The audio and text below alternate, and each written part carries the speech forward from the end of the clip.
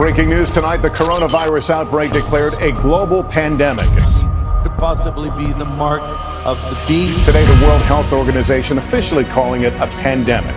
The Pope holding a global blessing in an empty St. Peter's Square. I'm issuing a stay-at-home order effective Thursday at 12:00. Tracing people using a smartphone. Bottom line, it's going to get worse. Keep an eye on neighbours and dob them in for breaking COVID rules. Masks and face coverings will be mandatory. Permanently shut down his personal account. A race for a COVID vaccine. To seal off the Victorian state. Closed places of worship is actually mandatory quarantine. Unemployment nationwide. Executive orders. Francis asking people to come together tonight. He said, restoring the common good. Antifa's an idea, not an organization. Oh, you got it. Not militia. the time to act is now.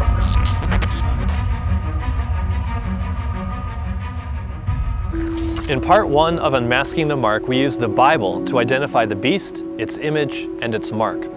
We saw how the Bible defined its own prophetic symbols, and how, using those definitions and not the interpretations of man, we have correctly identified the Antichrist beast that arose from the sea as the Roman Catholic Church system.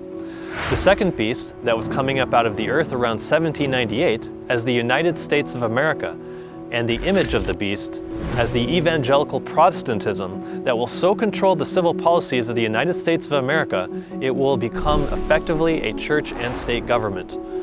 Furthermore, we saw how these three powers will unite to enforce the observance of Sunday, the pagan day of sun worship, as the mark of the beast. But identifying these powers alone will not save anyone. It is imperative we understand the underlying principles at war in the controversy that we might not be deceived, and that we might make our decisions intelligently. So let's continue the investigation of these prophecies in Unmasking the Mark, beginning with the economic systems of control and how money will be one of the means of bringing about this crisis.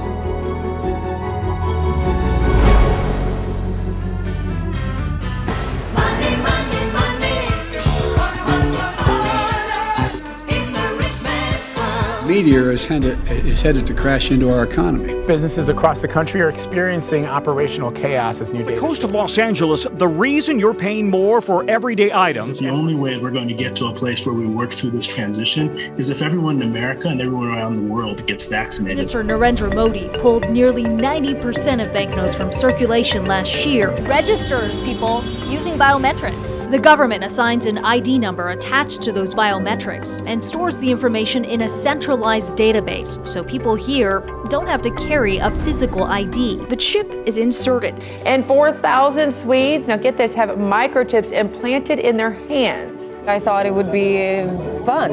And I feel like I'm reading out of the book of Revelation, possibly. This is the mark of the beast. This is, listen, no, let me tell you something. I mean, I'm no biblical scholar here, but it's amazing the parallels made. The prophecy tells us the mark of the beast will be enforced by restricting who can buy and sell, and that no man might buy or sell save he that had the mark or the name of the beast or the number of his name. When the enforcement of the mark of the beast is close, we should expect to see major changes to the economy in two ways. First, by associating the ability to buy and sell with adherence to certain laws, moral or ideological views, which undoubtedly would be said to be for the benefit of society, for the good of all, so that compliance is necessary in order to buy, sell, or travel or function in society. Many American companies, from Google to CNN and United Airlines, have made the vaccine compulsory for staff. The alternative, look for a new job. The French government is trying to speed up its vaccination drive by making life for the non-vaccinated more complicated. Access to trains, domestic flights, and restaurants and bars will only be allowed for the fully vaccinated.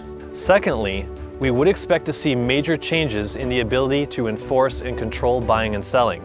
And with the pandemic, we see startling and significant changes in both directions. Now to the debate over so-called vaccine passports. Want to go to a game at the Garden, Stray? Show me your passport. Want to go to a Broadway show? Show me your passport. Want to go to a concert? Show me your passport. So how about if you want to go to this college? Show me your vaccine passport. But if you're unvaccinated, unfortunately, you will not be able to participate in many things. That's the point we're trying to get across. With regard to controlling buying and selling, obviously we can see how a cashless society would be easier to control.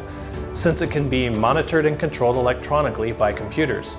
In a pandemic, no one wants to touch it. Why cash has become the new typhoid Mary. The article reads, "This crisis is clearly pushing us even farther away from using cash in our everyday legal transactions. And it's for obvious reasons. No one wants to touch something you or someone else just touched. That's not going to change anytime soon." On March 23, 2020, Forbes magazine said coronavirus stimulus offered by House Financial Services Committee creates new digital dollar.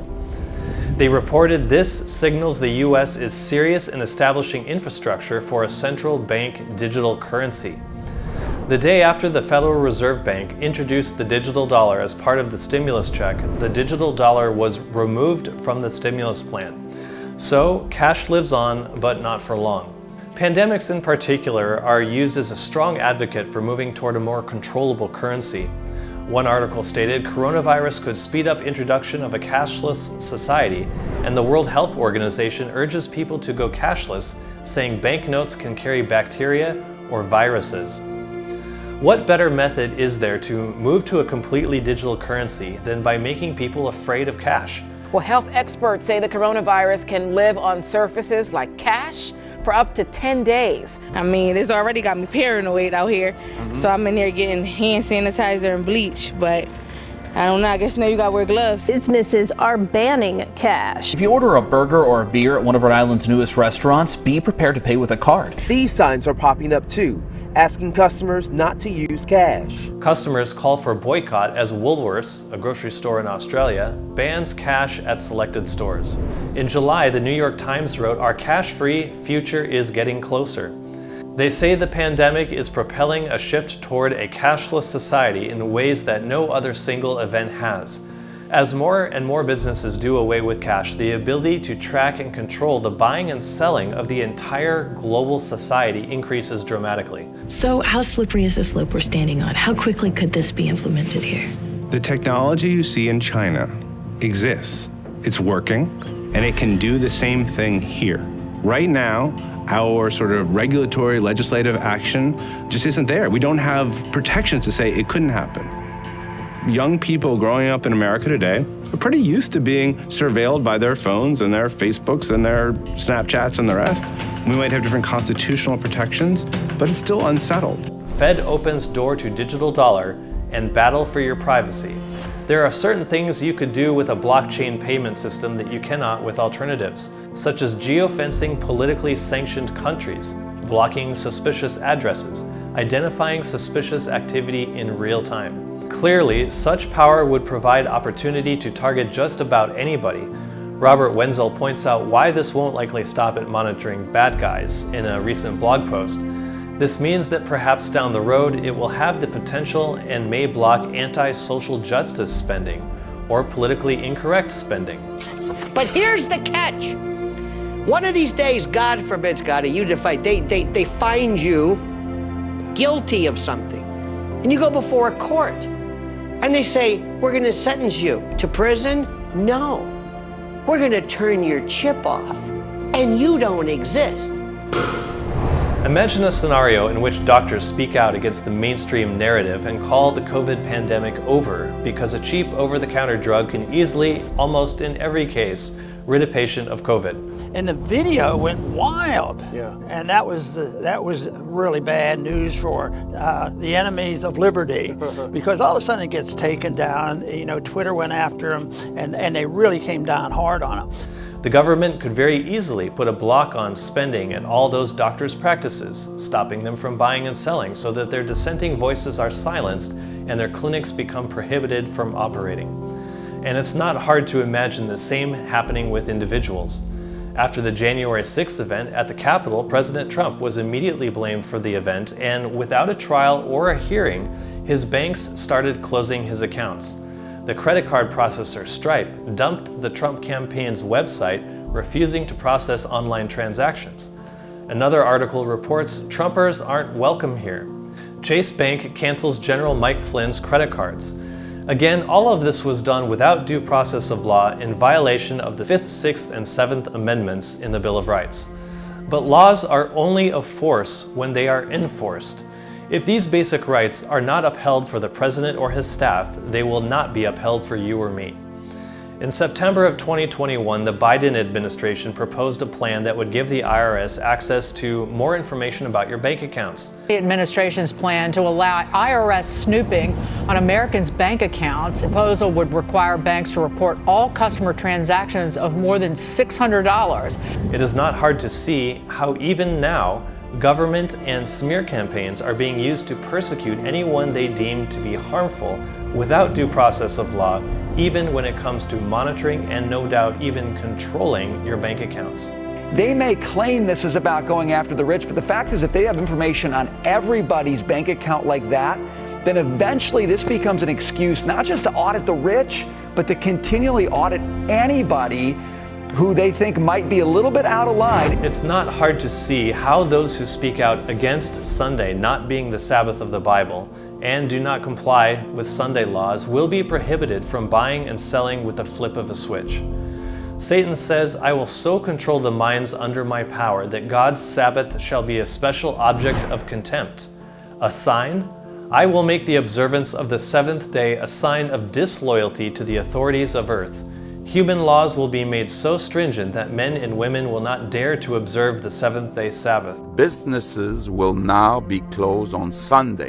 We will have people at the markets there watching you and holding you to account. For fear of wanting food and clothing, they will join with the world in transgressing God's law. No jab, no job. The earth will be wholly under my dominion. It's not about food. It's about keeping those ants in line. And this is what this is about: obedience to God or to Satan. There are only two choices, and all will be forced by economic circumstances and control to choose one or the other. And if controlling buying and selling isn't enough, CNBC reported the coronavirus crisis could pave the way to universal basic income. So now, not only would your buying and selling be monitored and controlled, but also your income. And who is leading out with this call for a universal basic income? It is the head of the Antichrist system himself. Pope Francis calls on popular movements and organizations to consider a universal base wage. In his Easter letter over the weekend, Pope Francis said this may be the time to consider a universal basic wage. Forget about getting people to work. How about free money, universal basic income? And then there is the great expectation of financial collapse and an economic reset. I see the need for action. I see the need for a great reset. It is a global commitment they have made to use the panic and fear generated by the coronavirus as a means to reshape all our economies and laws. Already the Great Reset is being widely advertised on posters. You'll own nothing and you'll be happy. It's not only a great reset, it's a great deception. Because in order to get everyday people to surrender many of the rights and freedoms we currently take for granted, the repeatedly stated aim of these organizations is to deliberately use COVID as an excuse, to use all the political and authoritarian tools that are currently being used around the world to eradicate the virus, such as lockdowns, exclusion zones, forced closure of businesses, heavy fines, making protesting illegal, and so on, but now to eradicate carbon emissions. Those behind this scheme are adamant that there can be and never will be a return to normal. We need a shift in our economic model that places nature and the world's transition to net zero at the heart of how we operate. In case you are a dissident, Apple and Google are building a coronavirus tracking system into iOS and Android. And when another pandemic comes along and when Sunday laws come along, these tracking systems will be among those used to track and enforce the mark of the beast. The correlation between the mark of the beast and the methods being employed during the pandemic have some convinced that these tracking methods are the mark of the beast. In China, for example, location tracking wristbands required on all incoming travelers to Hong Kong. In an effort to ensure travelers are staying home under mandatory quarantine, they are tracking them with wristbands. This has many worried that methods of tracking to enforce policies like this, or even using microchips or vaccine passports to see who has received the vaccine and who hasn't, might be the mark of the beast. The correlations are easily recognizable. It's amazing the parallels made. But the truth of God's word, as we have seen in part 1, dispels these myths. The mark is not about technology, it is about worship. The only common ground being that the technology will be used to determine who is worshiping the beast and its image and who is not. Nevertheless, in a protest against the stay-at-home orders in Texas, citizens marched a banner through the streets saying, "Texas will not take the mark of the beast." They specifically reference vaccine chip and ID 2020. Now, ID 2020 is a project backed by Microsoft along with the Rockefeller Foundation, the United Nations and other public and private entities working towards creating a digital identity for every person on Earth. Very interestingly, on September 20th of 2019, about 3 months before the pandemic, ID 2020 and partners launched a program to provide digital ID with vaccines. So at this time, in 2019, the program to leverage immunization as an opportunity to establish digital identity was unveiled. In order to affix everyone with a digital ID, there needs to be a reason. And what better reason than to control who has been vaccinated and who hasn't in order to fight a global pandemic. This is why immunization is seen as being an entry point for digital identity. Then, with mandatory vaccination laws, the digital dollar, a digital ID, facial recognition, suspended constitutional rights, and unconstitutional laws being passed, the New World Order makes our planet a prison house to pacify the fear of those living in fear and criminalizing those who don't when they speak out against these tyrannical measures. So let's take a step back from all these efforts to control the population and examine the motive. Is it about power? Sure it is. Is it about wealth? Sure it is. Is it about control? Sure it is. But is that it? No. The last great crisis our world is heading to is about allegiance. Remember that to whom ye yield yourselves servants to obey, his servants ye are to whom ye obey. Who you obey is without fail the best evidence of who you serve or worship. The Mark of the Beast crisis is about all those living upon the earth making their final choice to serve God or reject Him. Those who ally themselves with the Lord will embrace the sign of allegiance to the government of God by resting on the seventh-day Sabbath on Saturday. Whereas those who reject a plain "Thus saith the Lord" will receive the traditions and laws of men in place of the law of God and receive the mark of the beast. They will receive it in the forehead if they are deceived and believe with their mind that Sunday truly is the day to honor God. Or they will receive the mark of the beast in the hand when their actions are in harmony with this international day of rest. But for now, nobody has the mark of the beast yet. But when laws are passed enforcing Sunday legislation, we may know that all the inhabitants of earth must make their choice, for God or against Him, and that choice will be made in who you choose to obey. The other aspect of the mark of the beast would be introducing necessary compliance to certain laws or policies in order to function in society.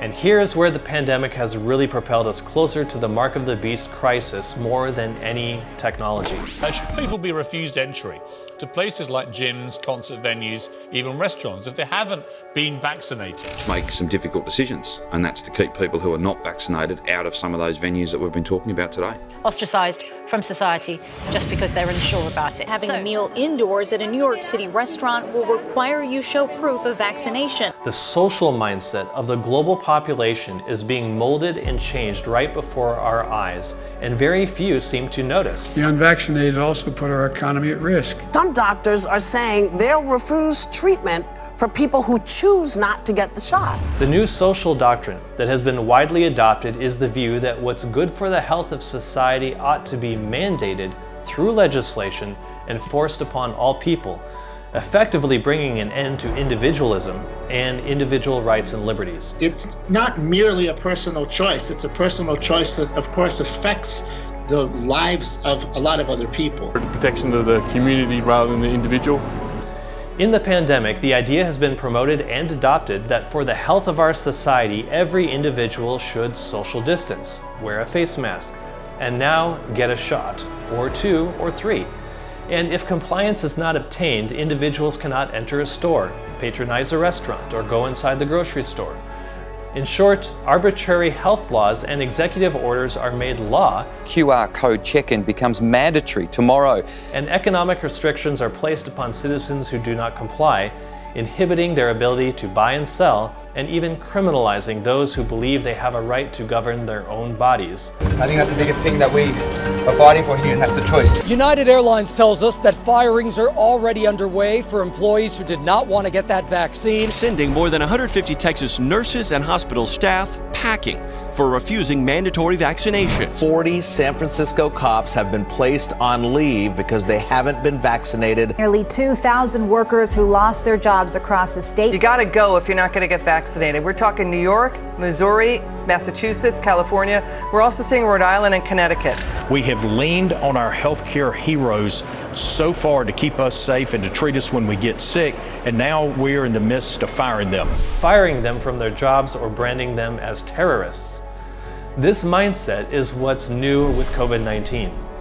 And when the public accepts and believes such legislation and ideals are in the best interest of the public, and coupled with fear of those who don't comply, the largest and fiercest enforcers of these laws become the citizens themselves. Here in the city, it will be up to businesses to essentially police their customers and ask them for proof. 57% of working Americans support their employers requiring a vaccine for workers. Businesses say they like the idea of making sure customers and staff are safe. The clock starts ticking down to mandatory vaccination.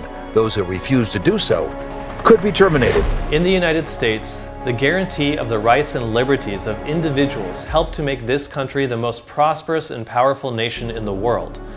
But with the COVID pandemic, it is now being proclaimed a virtue to eliminate the rights and liberties of individuals if it is necessary for the good of society. This concept is the principle of a Roman Catholic social doctrine called the common good.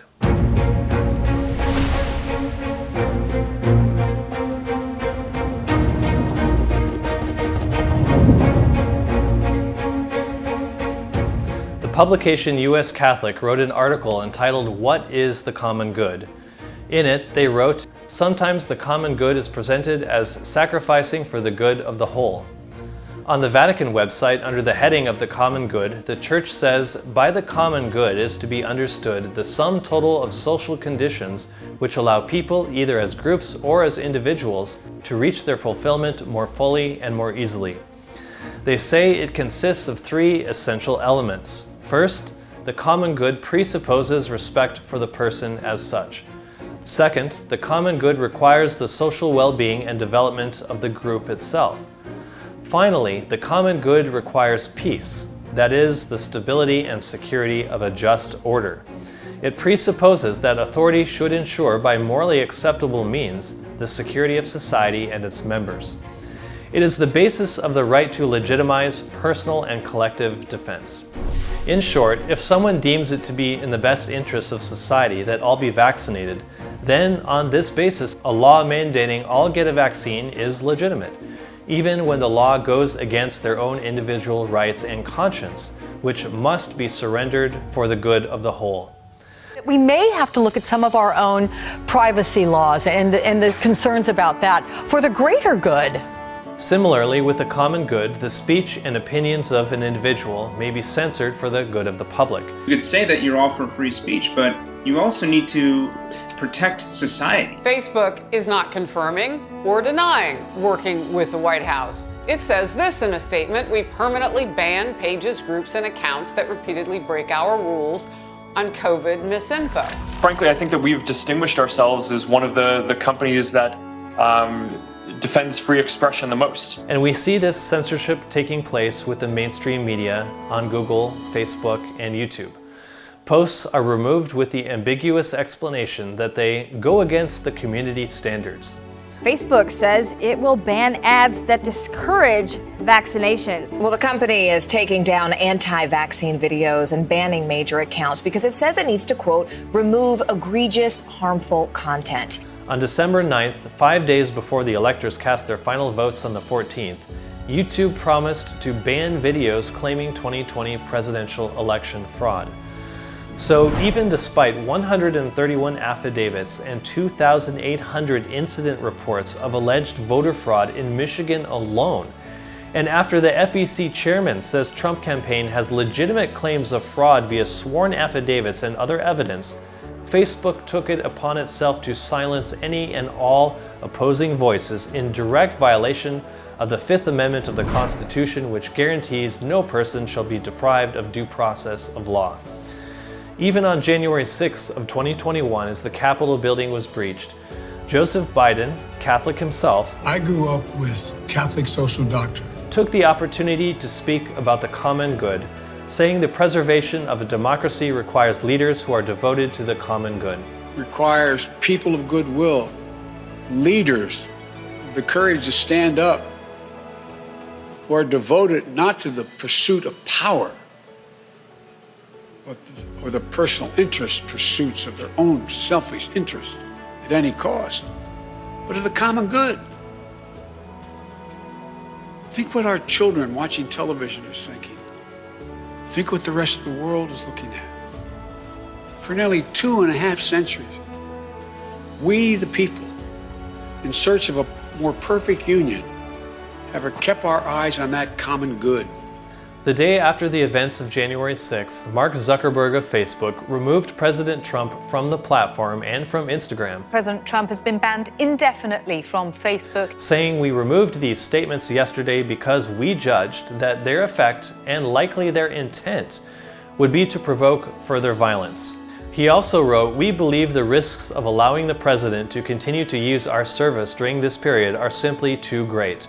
This censorship on Facebook is based on the principle of the Catholic teaching of the common good, that the rights of any individual may be circumvented, restrained, or entirely removed if they judge the individual's exercise of their freedoms or even their motives to be a threat to the common good. With this belief, Biden signed an executive order mandating vaccination for federal workers, forcing them to choose between bodily autonomy or their jobs, saying this is not about freedom or personal choice. This is not about freedom or personal choice. It's about protecting yourself and those around you. Even by this statement, he is acknowledging that an individual's freedoms and personal choices must be surrendered in order to follow his mandate.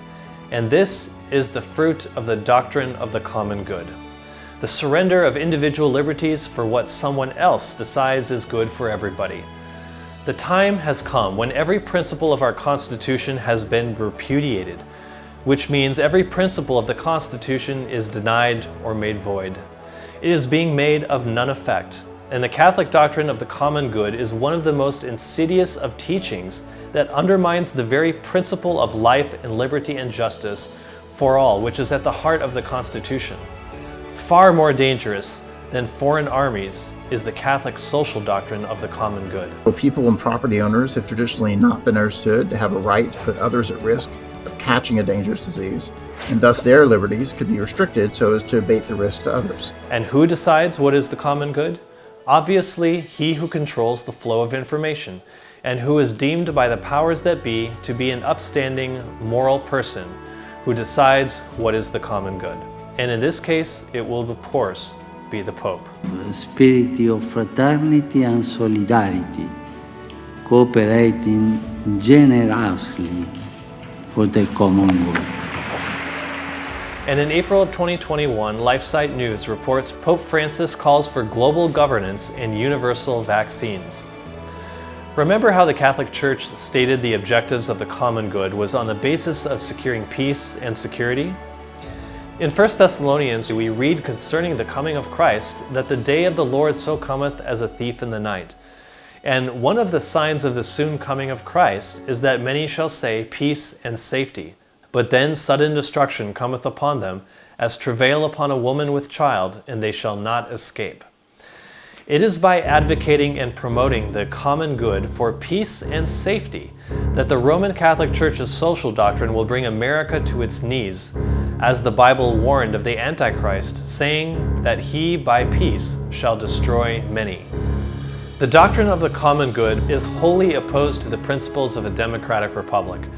But as society moves toward embracing the idea of a single ideal or moral value being a law for all to follow, whether it be face masks or vaccines, then the idea of forcing all to adhere to a day of rest for the common good of the world will not be far behind. This is why a pandemic is a perfect setup for the enforcement of the mark of the beast. It changes the ideals and social values of the public from a society based on individual rights and liberties that are protected by law to one based on the elimination of individual rights and liberties in adherence to new laws for the common good. The idea of sacrificing property or making contributions for the welfare of others is a noble pursuit, and certainly one that is in harmony with the Scriptures. And all that believed were together, and had all things common, and sold their possessions and goods, and parted them to all men as every man had need. And what was the result of this method? We see in 2 Corinthians 8:15, as it is written, "He that had gathered much had nothing over, and he that had gathered little had no lack." If the disciples had adopted the doctrine of the common good, they might reason that employing force and torture would sometimes be necessary to extract repentance and conversion of the sinner in their efforts to share the gospel, seeing that it was for their eternal welfare that they confessed Jesus to be the Son of God. But this is not at all what happened, for this ends justifies the means strategy of the common good is not of God, but it is a doctrine of devils. Nevertheless, this strategy was employed by the Catholic Church for over 1,000 years during the Dark Ages, reasoning that the torture of the body during the Inquisitions was necessary so the soul could be saved. The difference between the disciples having all things in common and supplying the needs of all, and the common good espoused by the Catholic Church, is that the Catholic Church is calling for force to be used in the surrendering of personal rights and liberties, even punishable by death. A paper from a Catholic lawyer at St. John's University titled Individual Liberty and the Common Good, The Balance, Prayer, Capital Punishment, Abortion, states on page 221, according to a natural law approach, a punishment is not cruel and unusual when it is necessary to carry into effect the death penalty as an essential protection of the common good. Pope John Paul II in the Catechism of the Catholic Church had written of the death penalty as an appropriate response to the gravity of certain crimes and an acceptable, albeit extreme, means of safeguarding the common good. The Roman Catholic Church has always hated the idea that any individual may have liberty of their conscience, the freedom to decide for themselves what they shall believe. A Roman Catholic bishop wrote, "There are many who are disposed to attribute any fear of Roman Catholicism in the United States to bigotry or childishness. Such see nothing in the character and attitude of Romanism that is hostile to our free institutions, or find nothing portentous in its growth. Let us, then, first compare some of the fundamental principles of our government with those of the Catholic Church. The Constitution of the United States guarantees liberty of conscience. Nothing is dearer or more fundamental." Pope Pius IX, in his encyclical letter of August 15, 1854, said, "The absurd and erroneous doctrines or ravings in defense of liberty of conscience are a most pestilential error, a pest of all others most to be dreaded in a state." The same Pope, in his encyclical letter of December 8, 1864, anathematized those who assert the liberty of conscience and of religious worship, also all such as maintain that the Church may not employ force. A common good, determined by the Church and employed by the force of the state, is not biblical. God never compels men to obey him, but force is the last resort of every false religion. But many will not recognize this Catholic social doctrine as a false religion until its principles are made manifest in the cruel and unusual punishment of those who don't adhere to what the Church and state decide are in the interest of the common good. When the population believes that climate change or a global pandemic or any other crisis poses an immediate and deadly threat to the welfare of the planet, it will be astonishing to see how quickly the people of Earth will eagerly employ force to secure adherence to the common good, either by restricting buying and selling or upon threat of death. Police department, search warrant! Police department, search warrant!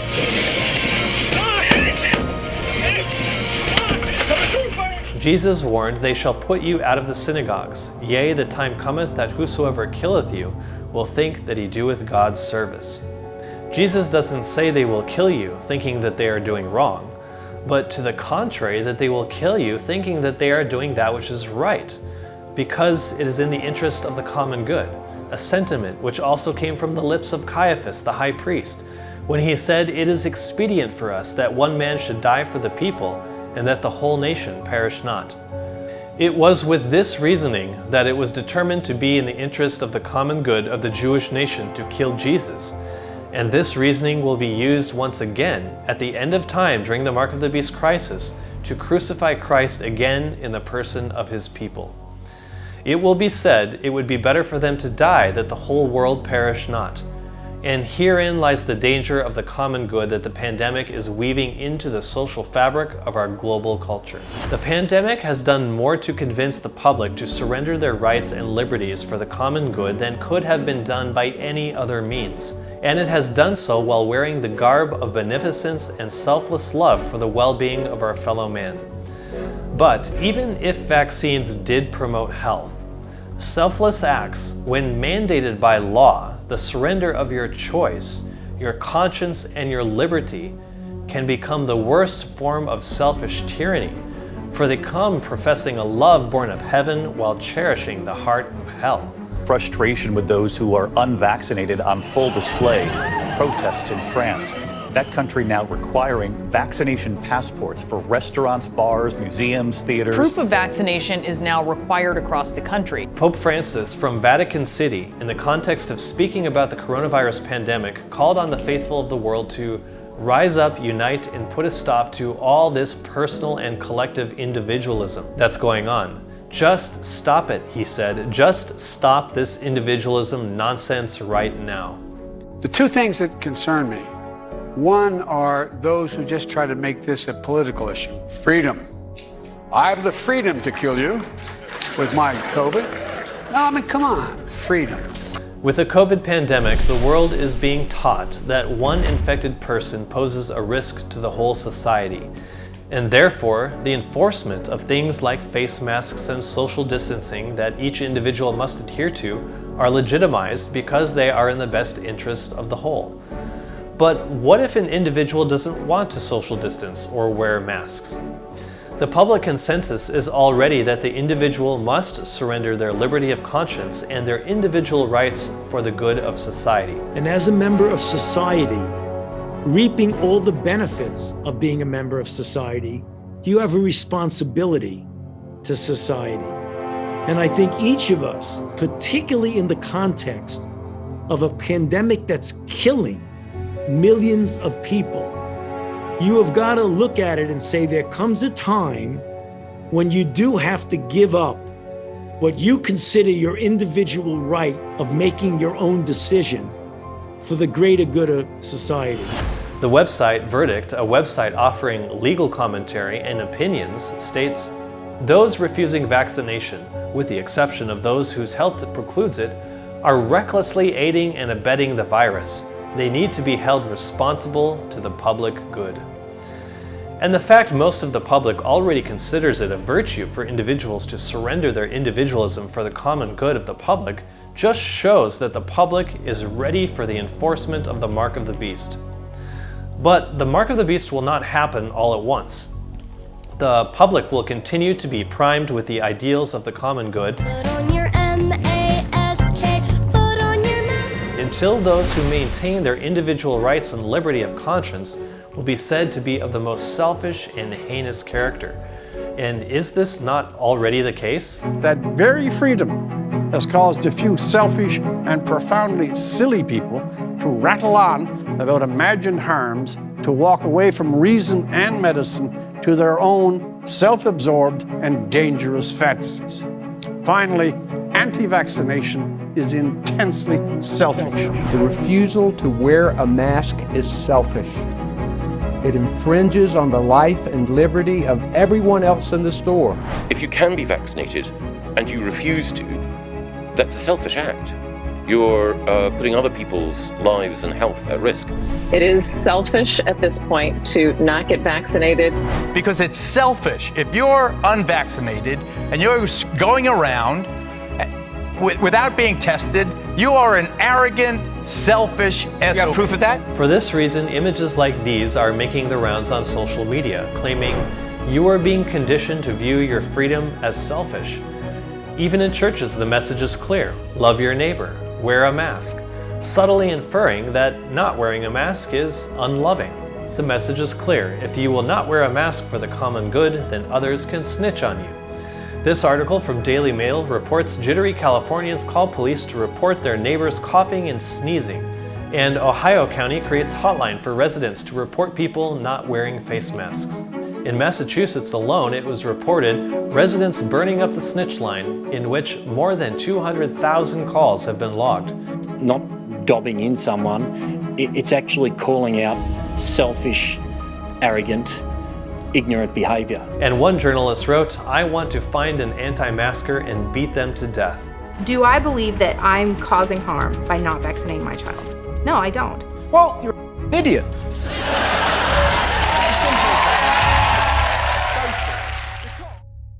I want to point out these things because this is the attitude and sentiment that will in the near future be directed against those who fear God and keep His commandments, especially the seventh-day Sabbath. The vast multitudes upon the earth will be led to believe that the few who keep God's Sabbath day holy are the cause of all their sufferings. And the Bible tells us the animosity directed against commandment keepers will culminate in a time of trouble such as never was since there was a nation. So if you were wondering, are Americans ready to hand over the virtues and values of their 244-year-old constitutional republic in exchange for the enforcement of the Catholic social doctrine of the common good? Then clearly the answer would be yes. The nations are ready, the governors are ready, the states are ready, and Americans are ready. 70% of adults in the U.S. have now received at least one dose of the coronavirus vaccine. All ready at a moment's notice to denounce their neighbors, friends, and family of the worst forms of selfishness if they do not surrender their individual liberties and convictions for the common good. This is my wife and my kid. I'm not leaving my wife and my kid. You people are upsetting my wife who's about to have my baby. They're kicking me out because I won't submit to a PCR test. You guys are trying to get me away from my baby. It's never going to happen. When are we going to stop putting up with the idiots in this country and just say, it's mandatory to get vaccinated? Their freedom. I want my freedom to live. Vaccinated person having a heart attack? Yes, come right on in. We'll take care of you. Unvaccinated guy who gobbled horse goo? Rest in peace, Wheezy.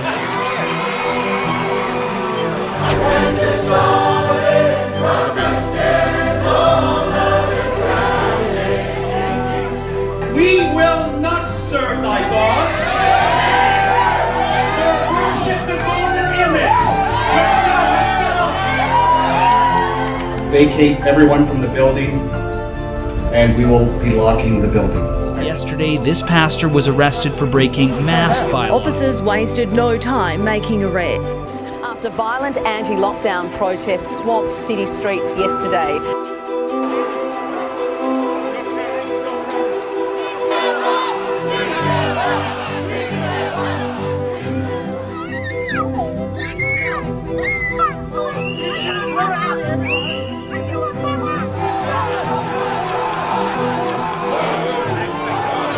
The 700-person strong crowd was suddenly surrounded. And we have to get in those communities, and we have to knock on those doors, and we have to convince people and put them in a car and drive them and get that vaccine in their arm.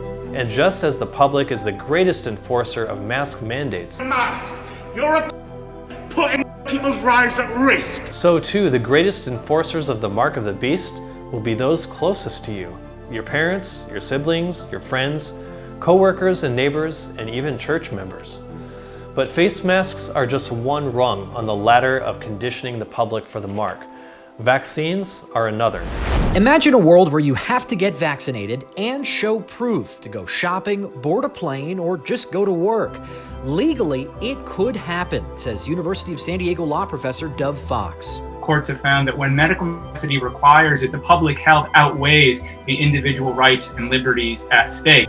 In short, when it is decided that those who do not get vaccinated pose a risk to the public health, then forced vaccinations will be justified, of course, in the interest of the common good. A global pandemic is being used as a means to mandate a vaccine, which is a perfect way to introduce to the world a means of monitoring and controlling all aspects of society that the public will heartily embrace. And once these methods are in place, then any other global issue that mandates a global solution can be easily implemented, and only those that adhere to the new criteria will be allowed to function in society. New York Mayor Bill de Blasio posted on Twitter, "If you want to participate in society fully, you've got to get vaccinated." With these sentiments, one can easily see when a global day of rest becomes the chosen solution to all the world's problems, such as climate change, everything will already be in place to enforce it, just as the Bible foretold, restricting all who do not obey it from being able to buy or sell. The planet is changing for the worse. Scientists, environmental activists, and the United Nations agree that existing climate protection measures are insufficient. This is why COVID-19 has propelled our society closer to the enforcement of the mark of the beast, because all the laws and policies being proposed and implemented as solutions to a global pandemic are the same laws and policies that enable the enforcement of the mark. Those that are already convinced that they and others should give up their individual rights and convictions to wear a face mask or get a vaccine will not find it a hard matter to surrender their religious convictions to receive the mark of the beast, or ask others to do the same. The time is not far distant when the test will come to every soul. The mark of the beast will be urged upon us. Those who have step by step yielded to worldly demands and conformed to worldly customs will not find it a hard matter to yield to the powers that be, rather than subject themselves to derision, insult, threatened imprisonment, and death. While we talk of the mark of the beast being a future test, we must not fail to see in mandatory vaccinations the exact same principles. Jesus said, "Render therefore unto Caesar the things which are Caesar's, and unto God the things that are God's." So let's ask the question, who does the body of the believer belong to? The Bible says, "What? Know ye not that your body is the temple of the Holy Ghost which is in you, which ye have of God, and ye are not your own? For ye are bought with a price. Therefore glorify God in your body and in your spirit, which are God's." According to this verse, your body is the temple of the Holy Ghost. Consequently, ye are not your own, because you have been bought with a price. Therefore, your body is God's. Now, if an employer, a company, or a governor, or even the law of the country comes along and demands of you your body, which belongs to God, what are you to do?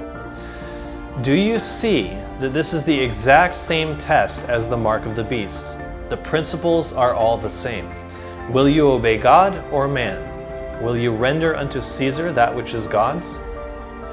If asked to render to Caesar that which is God's, we are told we ought to obey God rather than men. The question over the vaccine mandates is akin to a pop quiz, a small trial to see if you are ready before the big test. If we were not prepared to render unto God jurisdiction of our bodies which are His now, I pray we may seriously consider these things diligently, that we may in a health crisis be like Daniel, who purposed in his heart that he would not defile himself. The policies and laws being proposed and implemented during the pandemic are fueled by fear. And when people are fearful for their lives, reason, prudence, and critical thinking are quickly sacrificed on the altar of self-preservation. Until I get the shot, I'm staying in this room.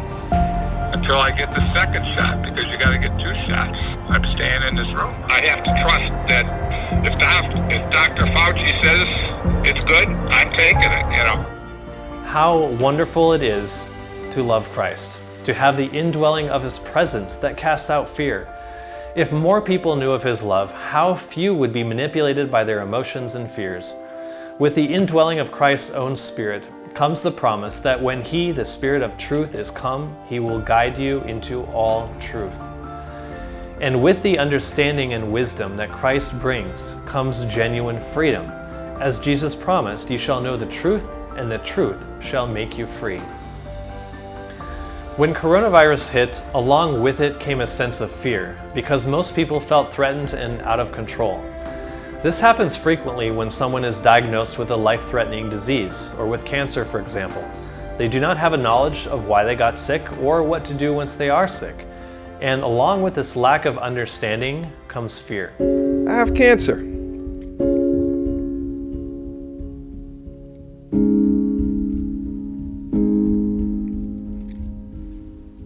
I'm terrified. Not gonna lie. In 1 Chronicles 12:32, the Bible says, "And of the children of Issachar, which were men that had understanding of the times, to know what Israel ought to do." Under what circumstances do our brains run away with the fear?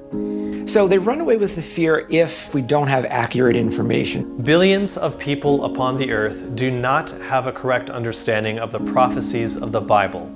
And when things begin to happen in the world that they do not expect, they will be controlled by fear. With a correct understanding of the prophecies, we may be like the wise children of Issachar, men that had understanding of the times, and therefore we would know what we ought to do. And the same holds true with our health. When Jesus warned us at the end of time, there shall be famines and pestilences. But even these we need not fear when we have an understanding of what we ought to do. In our world and in the Bible, there is an undeniable principle that only life begets life. And those things which promote life promote health.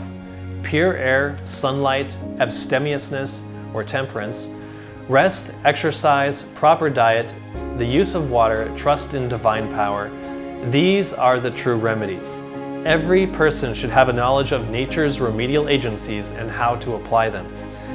These natural, life-giving agencies, when rightly used, promote life and health.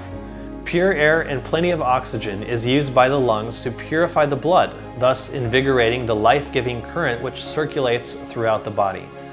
Optimum oxygen levels give you more energy, enhance brain function, and lower stress. And a low oxygen environment deprives the cells of essential nutrients needed for energy to clean and rebuild. As a result, our body fluids and blood can become dirty and toxic.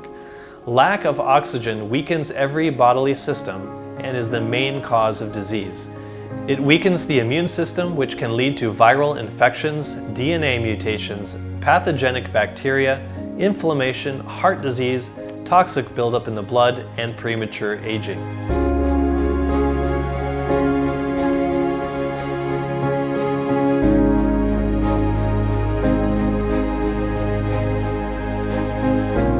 The Mayo Clinic says when your blood oxygen falls below a certain level, you might experience shortness of breath, headache, and confusion or restlessness, as well as anemia, congenital heart disease, lung disease, pneumonia, and pulmonary problems with the lungs.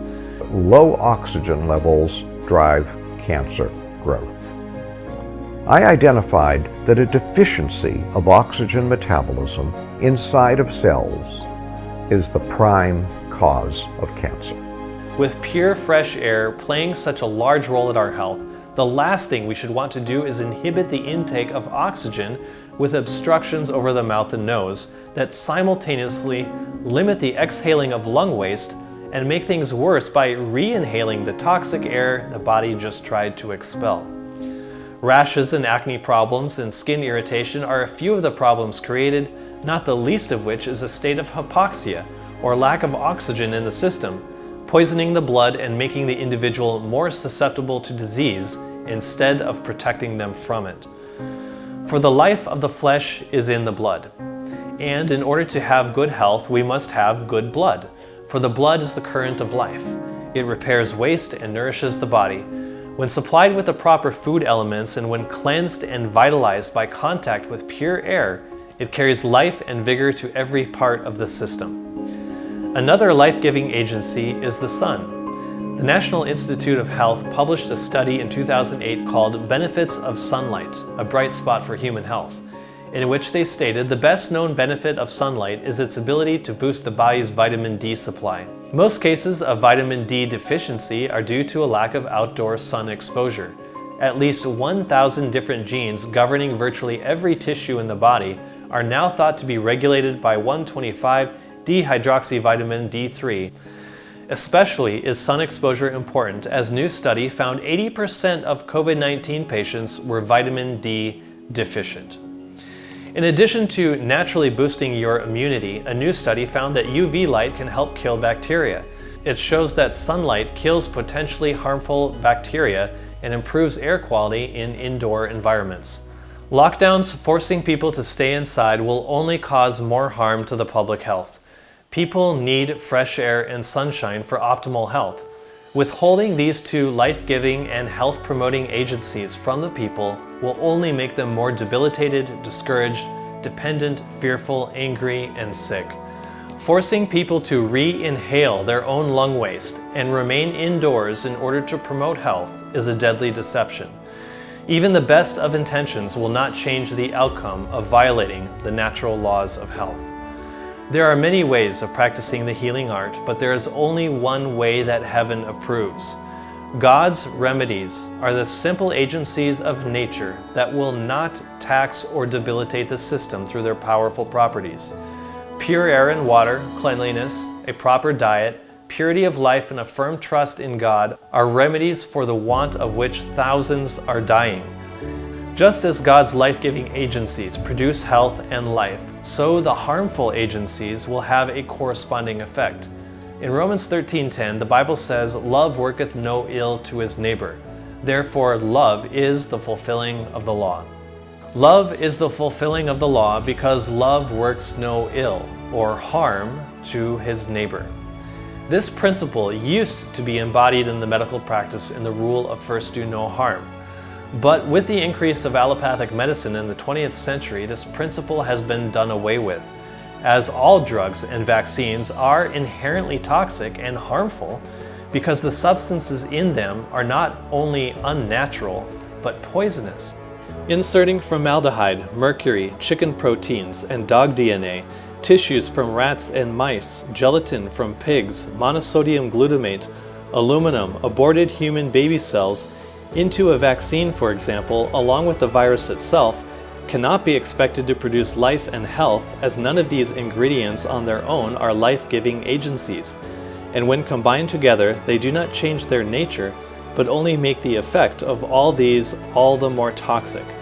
As soon as the COVID vaccine became available in December of 2020, people started suffering its effects. Reuters reported Mexican doctor hospitalized after receiving COVID-19 vaccine.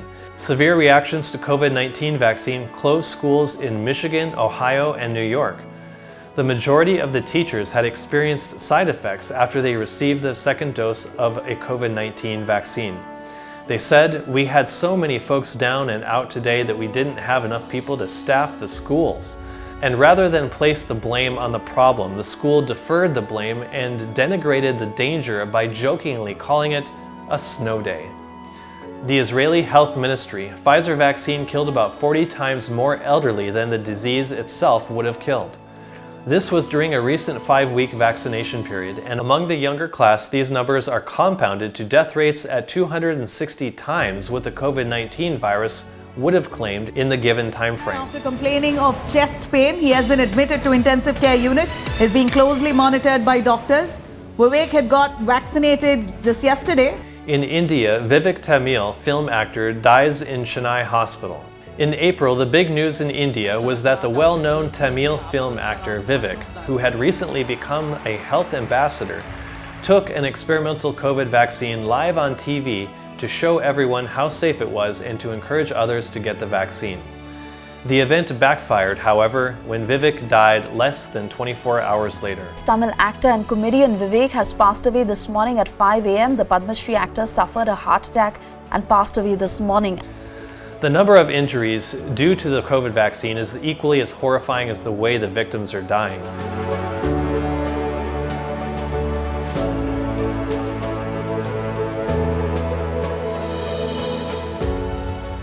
Haley Brinkmeyer received the shot Thursday, January 21st, and her mother posted on Facebook, "My 28-year-old daughter took the vaccine on a Tuesday and was dead by Thursday."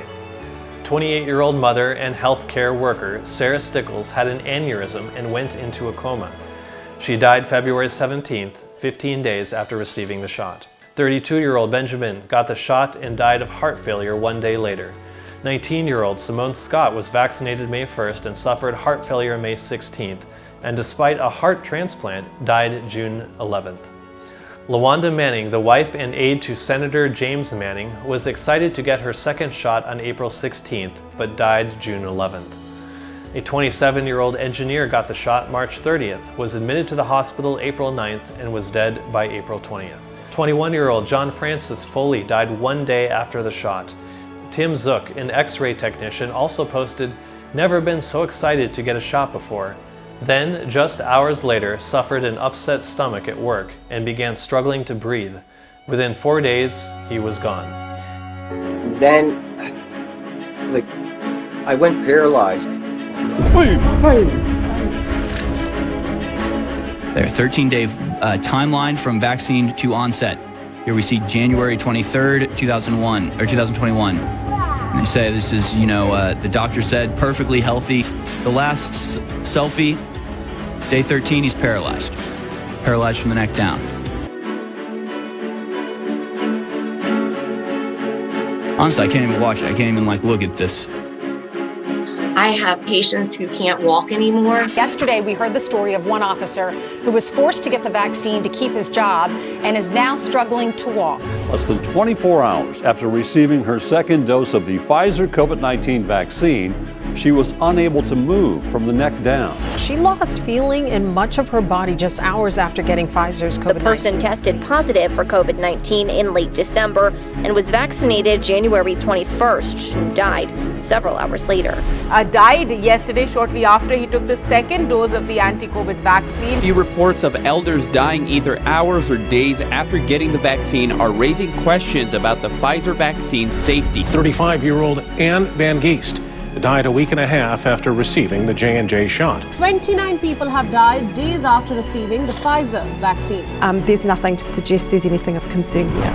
In Sweden, an 85-year-old man with pre-existing conditions died of a heart attack a day after getting the shot. The government has confirmed the first death due to a vaccination in India. Big news coming in. Government sources say that 234 hospitalizations and 71 deaths post-vaccination. Medical experts confirming the death of a Central Coast woman is likely linked to the jab. The Orange County Coroner's Office is investigating the death of a woman who passed away several days after getting her second Moderna vaccine. The obituary for this Kansas woman says she died after receiving the COVID-19 vaccine. But medical experts say it's too early to say for sure what caused her death. I'm a geriatrician. I work in nursing homes. I have had 21 patients that I've identified that have died within 48 hours of getting either the first or second vaccine from AstraZeneca. New Zealand reports the country's first recorded death linked to Pfizer's COVID-19 vaccine. At least 154 Utahns have experienced bad reactions after receiving the vaccine. That includes 4 people who died after they got the shot. The death of his youngest daughter, Cassidy, came out of nowhere 4 days after her second dose of the COVID vaccine. She came in early and said that her heart was racing. In Israel, 2 elderly men died within 2 hours of getting it. And in Switzerland, a 91-year-old man died 5 days after getting vaccinated. And health officials say at this point they cannot officially declare the cause of death. 114 million Americans, nearly half the adult population in this country, has had a vaccine shot already. 114 million of us have had it. The number of people who have died from getting the shot is 0. 3 more post-vaccination deaths reported, all of them from AstraZeneca. Investigating the death of a doctor from Mount Sinai Medical Center who passed away 15 days after receiving a vaccine. She says these deaths after vaccination were coincidental. The 86-year-old Hall of Famer had just recently been given the COVID vaccine. And just weeks ago was part of an effort encouraging Black Americans to get vaccinated. But officials stress that had nothing to do with his passing. Those who have died hours or days or weeks after being vaccinated number well into the tens of thousands. Their names and faces and stories are rarely told, and the vaccine as the cause of their death is never acknowledged. These are the victims of the mainstream media, for if they had been told the truth, they never would have gotten the jab. These are the faces and stories of just a small fraction of the victims of the vaccine that was said to be safe and effective and promised them life while delivering them to an early grave. Those who have recorded these stories for us are themselves overwhelmed, saying after documenting hundreds of cases, "We have over 3,000 additional testimonies to add to this compilation, but no time to do so." And many who have not died from the vaccine are suffering life-threatening or lifelong debilities and permanent irreversible damage to their bodies. Urinating clots of blood, paresthesias, gastroparesis, altered mental status, respiratory arrest, cardiac arrest, new onset seizures, new onset diabetes. She developed severe abdominal and chest pain, and the way she described the chest pain, and I quote, "It feels like my heart is being ripped out through my neck." Patients who keep complaining that their feet and their hands are burning, they forget where they are. I've just never seen anything like this in all my years of practicing medicine. Over the next 2.5 months, she developed additional symptoms that included gastroparesis, nausea and vomiting, erratic blood pressure and heart rate, memory loss, brain fog, headaches, dizziness, fainting, and then seizures. Not just side effects, to the point where we had people who were once walking who are no longer walking. People who were once talking who could no longer talk, or who were once able to think could no longer think properly. She developed verbal and motor tics. She had loss of feeling from the waist down and muscle weakness.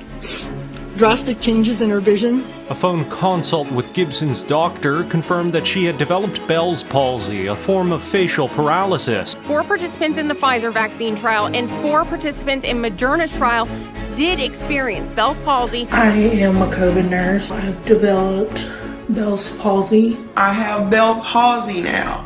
Urinary retention and loss of bladder control, severely irregular and heavy menstrual cycles, and eventually she had to have an NG tube put in to get nutrition. The FDA and CDC called for a pause on the J&J vaccine after 6 cases of a rare severe blood clot.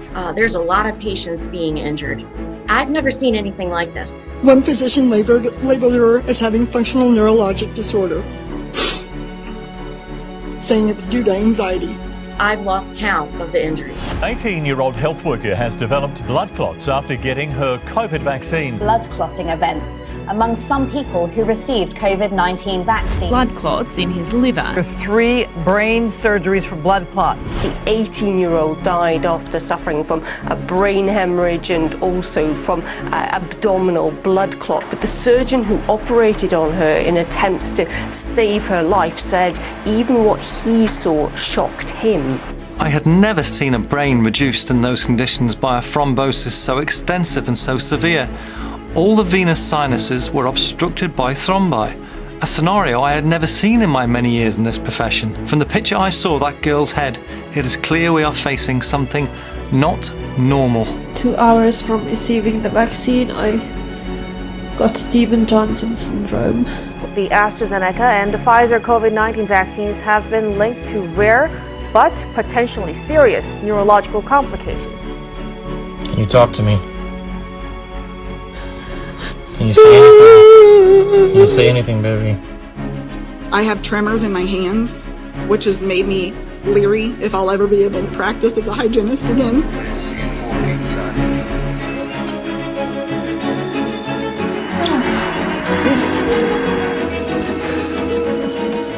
What starts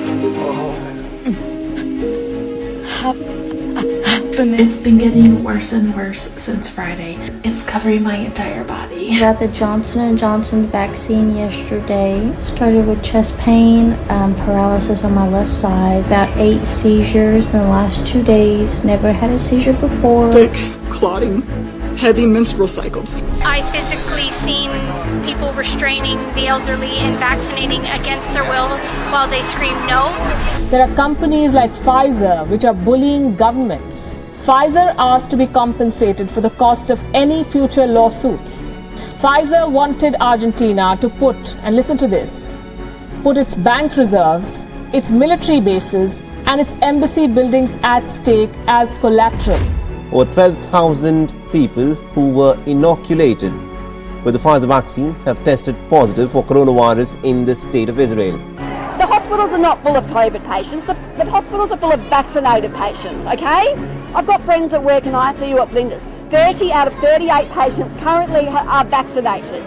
That is a fact, okay? The media is, I'm sorry, respectfully to the media, please start telling the truth. It looks like almost all the vaccines are going to succeed. Scientists at the CDC are investigating this morning after more than a dozen people who got the coronavirus vaccine have come down with myocarditis and inflammation of the heart. There have been reports of more than 45 adverse reactions to the one-shot Johnson & Johnson vaccine. TPH says it is looking into what may have caused this, including whether conditions at the site may have been too hot, but emphasized there is no reason to believe there is anything wrong with the vaccine itself. Our residents are dying after they have taken this vaccine. And what troubles me, this is not even being spoken about. What bothers my heart is that it's almost like, don't talk about this. Oh, this has been fact checked, or this is misinformation, or this is not correct.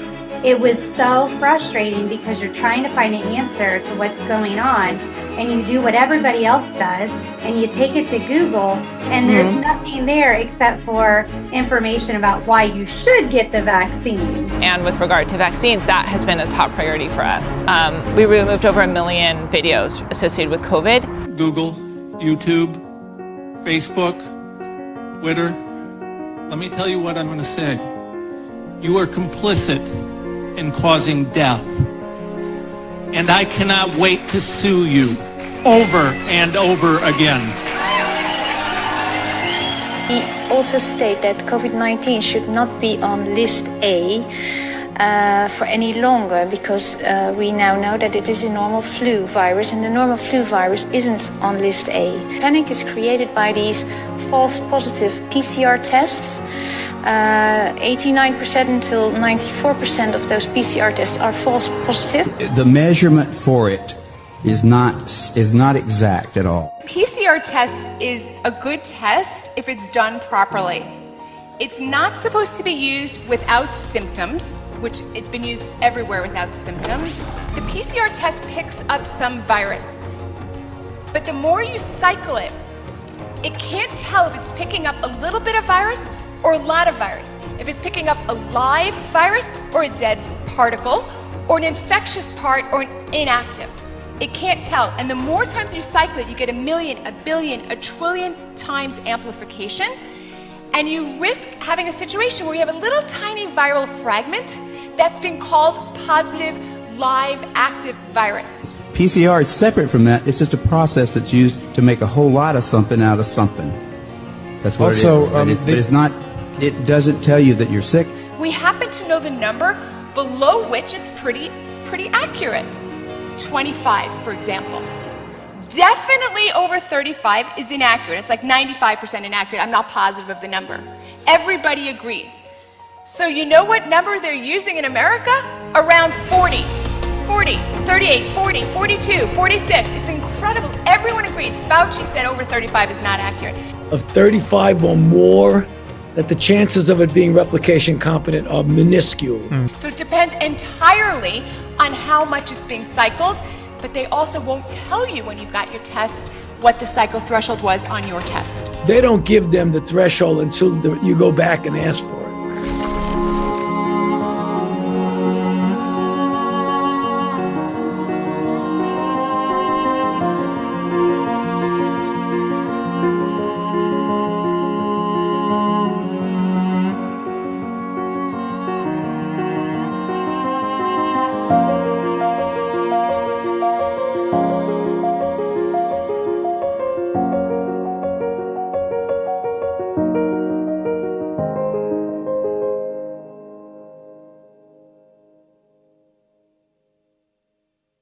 In this video, it's easy to see why vaccines are so deadly. This person was vaccinated 30 minutes before this procedure, where the area of injection was cupped and the blood in that area pulled out of the arm. Within just a few moments of the blood gathering in the cup, you can see it has recongealed and become solid in the cup. Another substance that causes blood to coagulate like this is snake venom. The Bible warns of that old serpent called the devil and Satan, which deceiveth the whole world. And how is the world deceived? We read in Revelation 18 that by thy sorceries were all nations deceived. The Greek word for sorceries is the word pharmakia, from which the medical industry gets the word pharmacy. It means witchcraft. The serpent is a charmer. He will use flattery and deception, and when sure of his prey, he will strike. When speaking of how a snake kills its prey, HowStuffWorks.com writes, "Those fangs are perfectly made to help inject poison into a hapless victim, usually its prey." And what does that venom do once injected? An article from the NIH about snake venoms states in the abstract, blood circulation, particularly thrombosis, and hemostasis is one of the major targets of several snake venom proteins. Thrombosis is defined as the formation or presence of a blood clot within a blood vessel. And what is the result of such coagulation upon the body due to the venom? The NIH article states aberrations in normal blood coagulation functions can result in thrombotic disorders or hemorrhage. In thrombosis, largely unknown conditions promote the apparently spontaneous formation of clots large enough to block circulation. Formation of such blocks in the arteries supplying vital organs, such as the heart or brain, can cause myocardial infarction, which is a heart attack, or stroke, respectively. The CDC is going to be holding an emergency meeting next week to talk about higher than expected cases of heart inflammation. The CDC finding 16 to 24-year-olds who received the Pfizer or Moderna vaccine have experienced higher than normal cases of myocarditis. Myocarditis, cardiac condition. He says several hundred cases of a rare heart condition are likely linked to the COVID vaccine. We are talking 20-year-olds that have dropped dead. Nothing is getting on the media. Myocarditis is a rare, let me tell you, a rare cardiac condition. All of a sudden, every third 20-year-old's got myocarditis. I got the second COVID shot Tuesday, and within 4 days, I have been diagnosed with myocarditis. They informed me I developed pericarditis. Considering I've only had one vaccine. Then been dealing with the cardiologist, she's also informed me I've got some scarring of the heart, and they directly linked it to the vaccine. Also, my partner has developed myocarditis. Sadly, my dad unexpectedly died at the end of January. He died of heart failure. Less than 24 hours before my dad had his first heart attack, he was given the Pfizer vaccination. My mum had the vaccine done. She was fit and healthy, no underlying conditions. 11 hours after having the vaccine, she died of heart attack. We've witnessed a lot of people dying of heart attacks shortly after the vaccine. Sweden and Denmark have decided to stop using the COVID-19 vaccine from Moderna for certain age groups due to the risk of heart inflammation. In March of 2021, Franklin Graham told ABC that Jesus would have taken the vaccine and promoted the use of it, saying he also got vaccinated, not knowing that 7 months later he would be having heart surgery due to inflammation of the heart. He was suffering from constrictive pericarditis, which is a chronic inflammation of the membrane surrounding the heart. As the utter failure of the vaccine and the methods of man to save life is opened more fully before the world, only then will many begin to see the necessity of putting their trust in God, realizing that cursed be the man that trusteth in man, and maketh flesh his arm, and whose heart departeth from the Lord. The serpent may also use another means by which to secure its prey, and that is constriction. Other larger snakes make use of constriction as a way to kill their intended victim. First, they catch them and then slowly wrap their bodies around them, squashing the life force out of the hapless prey. Coiling itself around the large rodent, there is no escape. Anacondas don't kill with venom. They are constrictors. They compress the blood flow to their prey's heart, causing cardiac arrest. And she got the vaccine on Monday, and then she wasn't feeling well. And then my dad said she just went into cardiac arrest this morning and they weren't able to revive her. Now, think about that. When the prey is constricted, two things happen. The victim is not able to move, and the victim is not able to breathe. The definition of constrict is to become tighter and narrower, or to make something become tighter and narrower. The lockdowns, mandates, executive orders, and travel bans and quarantines have been an incessant and slow but aggressive constriction of the rights and liberties of human beings. New mandates requiring proof of full vaccination to go out to eat, to go to the movies and other activities. These orders, policies, and laws have both been focused on stopping people from moving and stopping them from breathing. It is evident that this is not the work of the God of love, but the work of the serpent in his last efforts to destroy the human race before his time is up. It is deeply saddening to see what is happening to those victims. One story that is buried were the 1,000 lawyers and 10,000 doctors that have filed a lawsuit for violations of the Nuremberg Code, citing crimes against humanity, in part because the CDC and World Health Organization are using PCR tests at 37 to 45 cycles, knowing that the tests are 100% faulty at 35 cycles and above. Even the CDC admits that any tests over 28 cycles are not admissible for a positive, reliable result, thereby concluding that this alone invalidates over 90% of the alleged COVID cases or infections tracked by the use of this faulty test.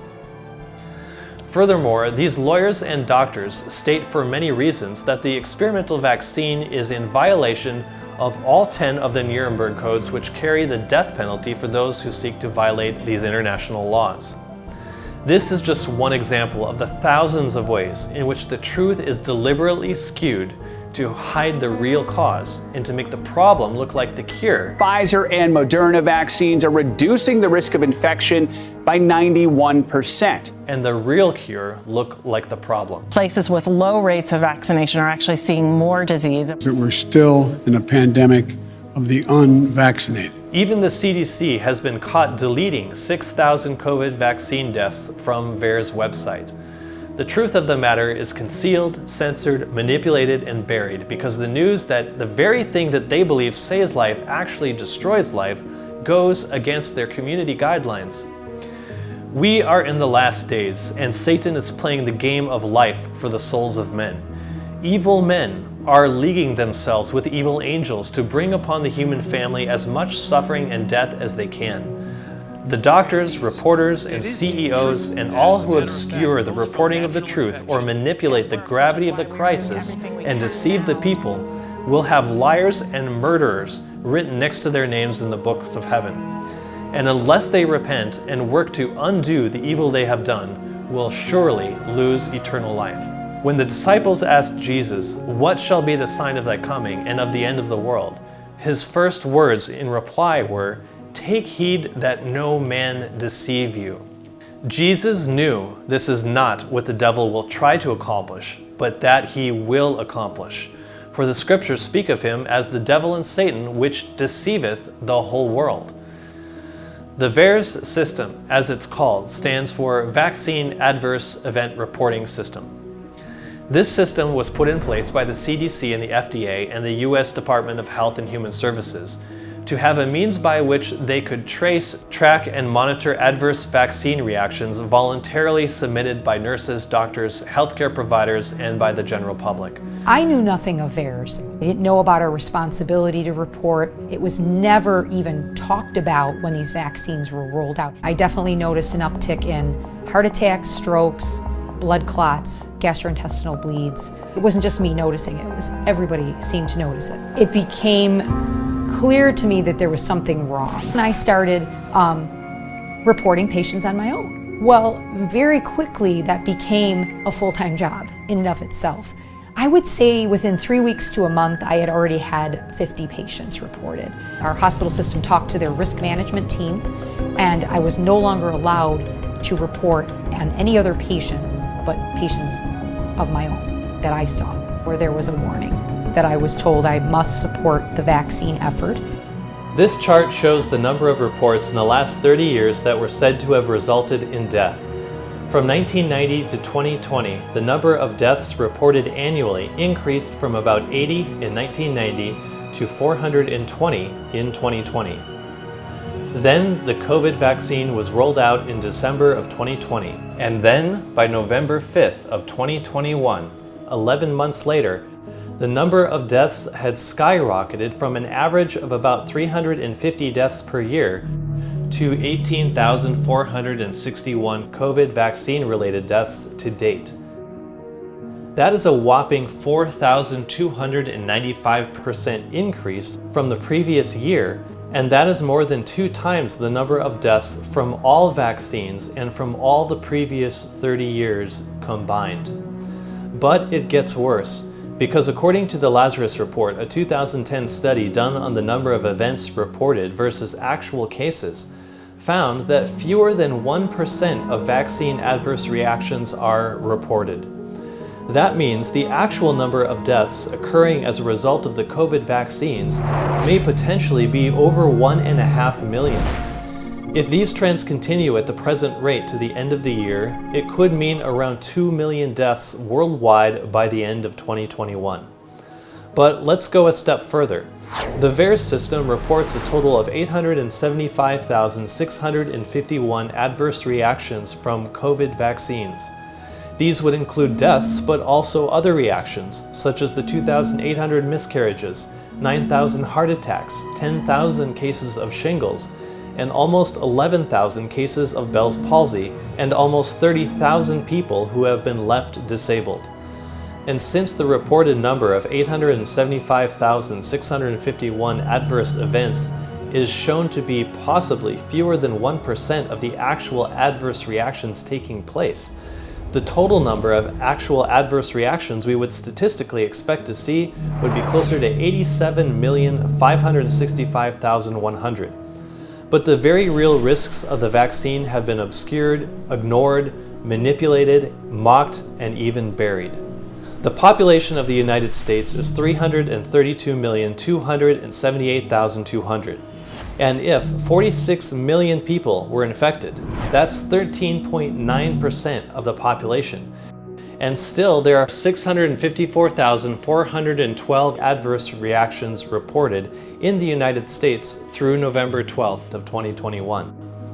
Again, if the number of adverse reactions is less than 1% of the actual cases reported, we would statistically expect there to be as many as 65,441,200 adverse reactions in the United States alone.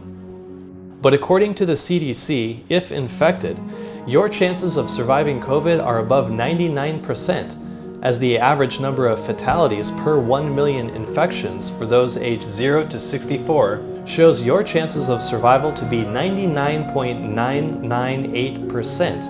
And that is without any medical interventions, including vaccines.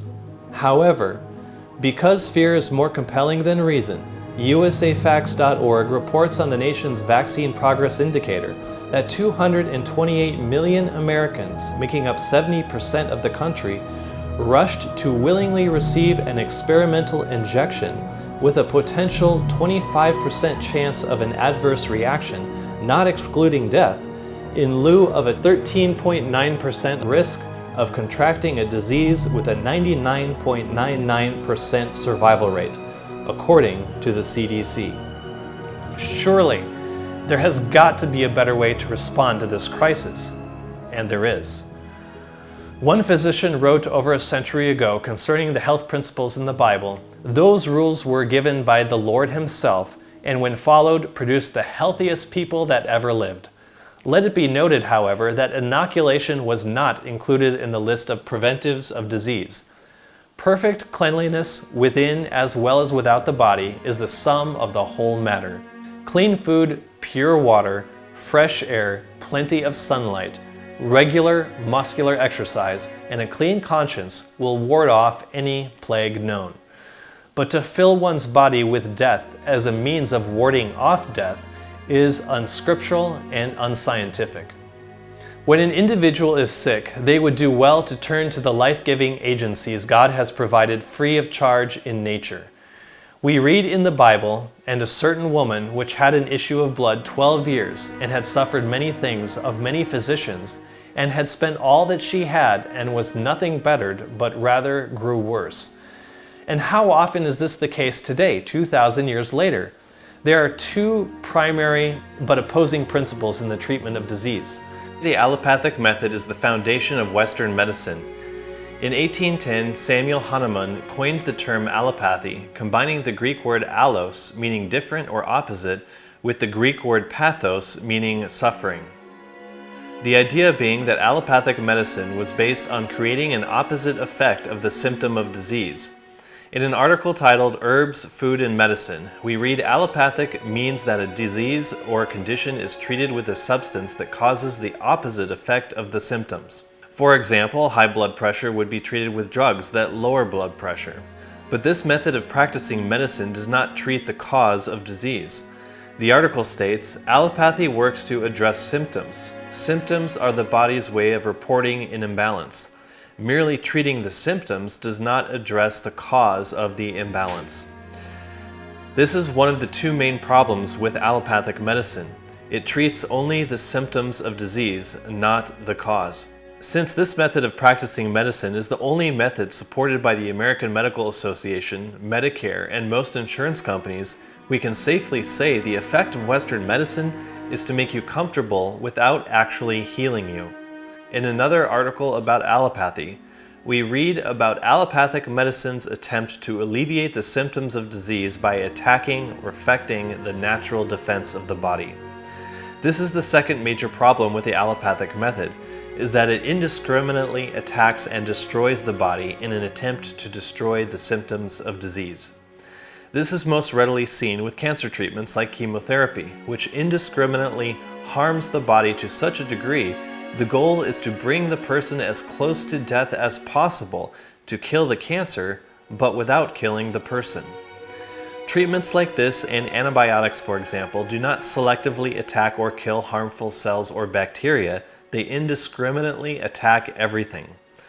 The real solution to fighting disease lies not in attacking the body, but in working with it, and in finding the cause that created the disease condition to begin with. And this is the principle behind the biblical method of healing. In Job, we read, "The cause which I knew not, I searched out." The biblical method of healing involves searching out the cause of disease. Without acknowledging or addressing the cause of disease, reversing the disease is impossible. The second principle of the biblical method of healing is that it advocates the use of medicinal plants, healthy foods, and the simple agencies of nature to assist the body in the restoration of health.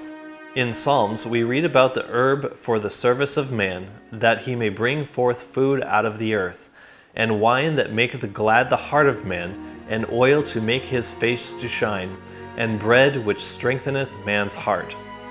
Here we see that herbs are to serve or minister to mankind and aid his health along with the food out of the earth. The words "out of the earth" here exclude animals and flesh foods, showing that our food is to consist of plants, that we may bring forth food out of the earth. Then there is the mention of oil to make his face to shine. Some oils, like coconut oil for example, are especially designed to support the health of the skin. Additionally, wine, here referring to the unfermented juice of the grape, as well as bread, are to strengthen man's heart, showing that these agencies are also designed to work with the body and to strengthen it in order to maintain health. These are just a few examples of the way in which plants are for the service of man. The Bible's methods of healing are entirely at odds with the allopathic method of medicine used by the world, which is why it may still be said of many today, as it was of the woman in Jesus' day, that she had suffered many things of many physicians, and had spent all that she had, and was nothing bettered, but rather grew worse. Disease is an effort of nature to free the system from conditions that result from a violation of the laws of health. In case of sickness, the cause should be ascertained. Unhealthful conditions should be changed, wrong habits corrected. Then, nature is to be assisted in her effort to expel impurities and to reestablish right conditions in the system. Mark this statement wisely. It is the best method of treating all diseases known to man. First, we need to understand that disease is an effort of nature, or the body, to free itself from toxic and unhealthy conditions that are produced as a result of the violation of the laws of health. When we do not spend enough time outdoors in the sunshine, and breathing fresh air, and when we fuel our bodies with toxic and highly processed foods and dead flesh, meat, and dairy, we are through these means transgressing the laws of nature, and disease is the natural consequence, and in the case of disease, the cause should be ascertained. In Proverbs 26:2, we read, "The curse causeless shall not come." Every disease has a cause, and whether it be the transgression of natural laws or immoral laws, disease always has a cause. Since it is not the endeavor of allopathic medicine to ascertain the cause, it cannot ever cure anything. Ascertaining the cause is an absolute necessity for the reversal of disease. Once the cause is ascertained, the unhealthful conditions should be changed. An unhealthful condition can be exposure to environmental poisons, such as EMF radiation from Wi-Fi or cell towers, or mold, or drinking dirty water polluted by pesticide runoff, drugs, fluoride, and 1,000 other poisons often found in public water supplies. When the unhealthful conditions are changed, then wrong habits need to be corrected. Smoking and alcohol are obviously harmful habits, but so is eating conventionally farmed and genetically modified foods, or animal products like meat and dairy, cheese, and milk. Casein, for example, the animal protein found in milk and all dairy products, was found in a 10-year-long China study to be the most relevant cancer promoter ever discovered. In the China study, the most comprehensive health and nutrition study ever conducted, a stunning 30-year endeavor partnering Cornell and Oxford universities and concluding your diet can reverse cancer and heart disease, even get you off medications. You know, casein, if we use the criteria that is used for determining what's a carcinogen, casein is the most relevant chemical carcinogen ever identified. Make no mistake about it. The introduction or removal of casein from the diet could literally turn cancer on and turn it off. Harmful habits are not limited to food. A lack of sleep, not drinking enough pure water, or intemperance in eating are all harmful habits that would need to be corrected if disease is to be corrected. Once the unhealthful conditions are changed and wrong habits are corrected, then nature is to be assisted in her effort to expel impurities and to reestablish right conditions in the system. Assisting the body does not mean adding harmful chemicals, poisons, or viruses to it. Assisting the body means working with it. It means increasing the purity of the air, the water, and the food, and taking regular active exercise to promote the circulation of the blood and the function of all the organs. Assisting the body means increasing the quality and nutrition of the food so that the body's cells can be built up and strengthened, thereby enabling the expulsion of poisons and toxins that the body may have been holding on to for years. God has created in the body an innate ability to heal. And when the physician works with the body's natural immunity and natural efforts to detox and reestablish healthy alkaline conditions in the body, people would find that disease cannot survive or flourish in such a condition any more than darkness can resist the light.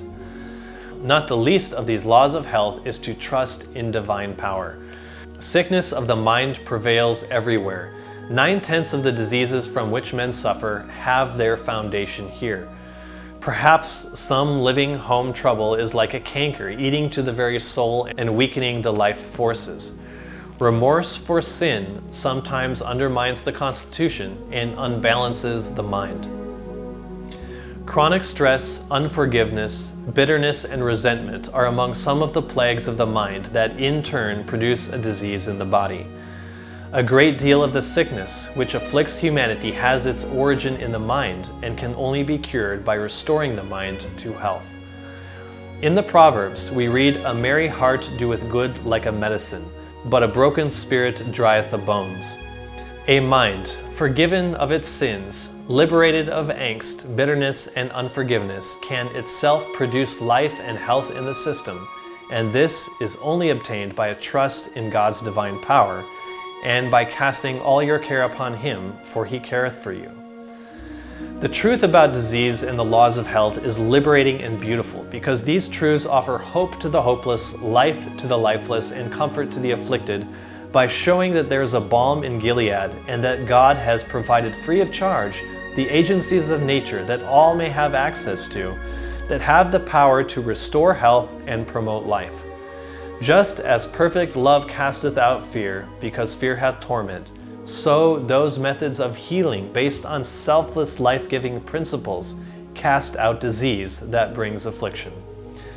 It is in trust in the divine power of God that many afflicted may find a refuge and a rest. Not only rest in their own minds and bodies, but a spiritual rest in the divine power and providence of an almighty God. And those who proclaim the truth about the mark of the beast will know this rest themselves. For this is the issue at the heart of the mark of the beast crisis, and it is why this last test for man is designed to be over the matter of the rest of the Sabbath day.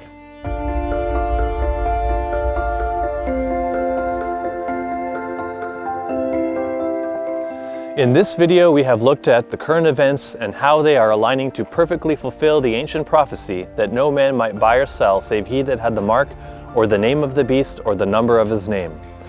Through this pandemic, the world has, for the first time ever, globally embraced a means of controlling who can buy and sell, linking the legal right to participate in society with adherence to the mandates, decrees, and laws of men. Furthermore, the Roman Catholic social doctrine that demands the surrender of individual rights and liberties, even the right to say what substances enter into one's own body, has been well nigh universally embraced, even in the United States of America, that was founded not upon the rights and liberties of some, but of liberty and justice for all. The ideals of the common good have prepared the minds and values of our global culture to fall into line with those that will be used to enforce a mandatory day of rest. The common good is a Trojan horse, one that will bring this nation, once a beacon of religious liberty from the tyranny of popes and prelates of the Dark Ages, to one that is brought back into subjection to Satan through the Antichrist power.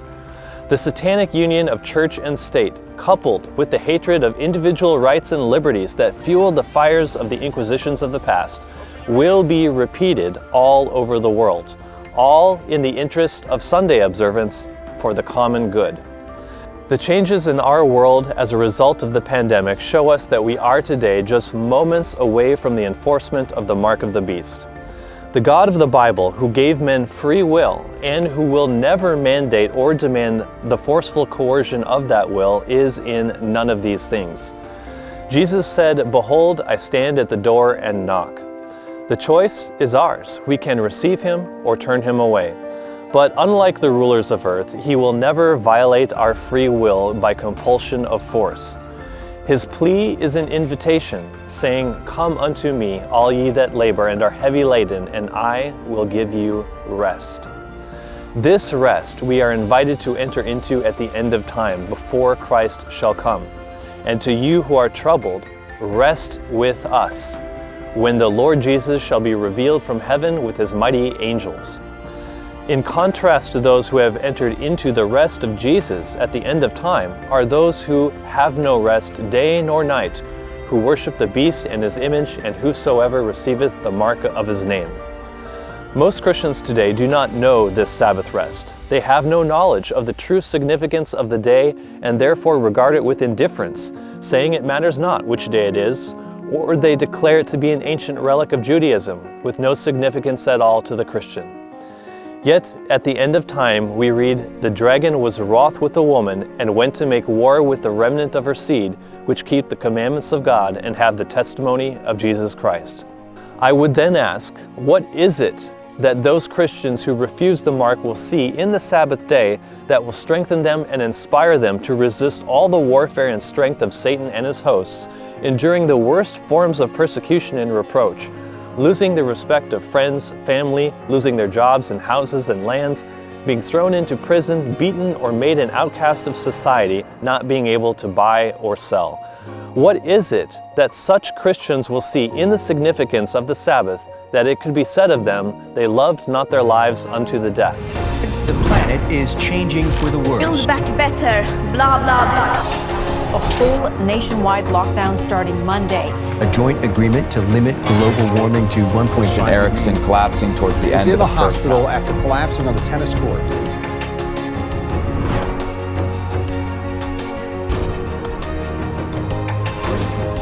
These life-changing revelations we will see in part 3 of Unmasking the Mark.